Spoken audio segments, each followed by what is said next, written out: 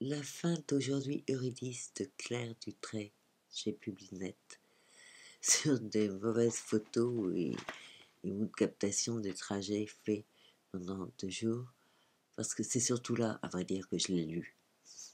Et ça n'a aucun rapport, enfin ça fait rien, tant pis. Je vais leur parler, je vais leur chanter la chanson d'Eurydice.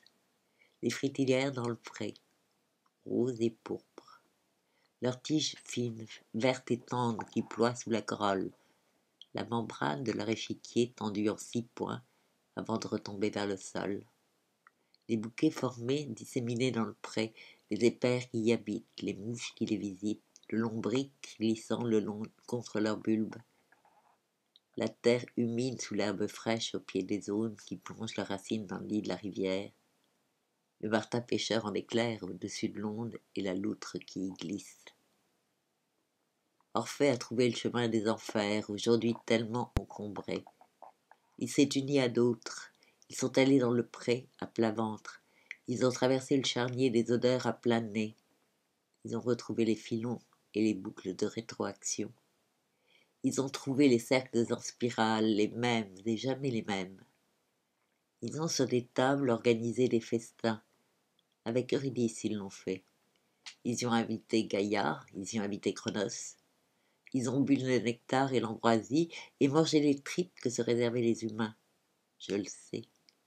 Des tripes d'agneau au tas. Et le gras leur a coulé sur les lèvres et entre les doigts et sur les bras et dans leurs poils. Avec leur corps luisant, ils ont dansé, ils ont chanté, et ils ont parlé, et ils ont bu, et ils ont mangé. Et le temps et la terre ont poursuivi leur jeu dans les milieux du monde changeant. Je vais leur montrer les enquêtes, les monuments imaginés. Je vais leur faire le rituel de la bourrache, leur faire sentir le goût des huîtres logées dans la mémoire des piscines de l'année. Je vais leur dire les regards échangés, la fragilité d'Orphée s'avançant sous les yeux de sa belle et s'approchant d'elle, l'entendre et se faire entendre. Des mondes à chanter, le cœur plein d'une fureur suprême, aux accents clairs, qui se mêlent au roulement des jours et des nuits qui viennent.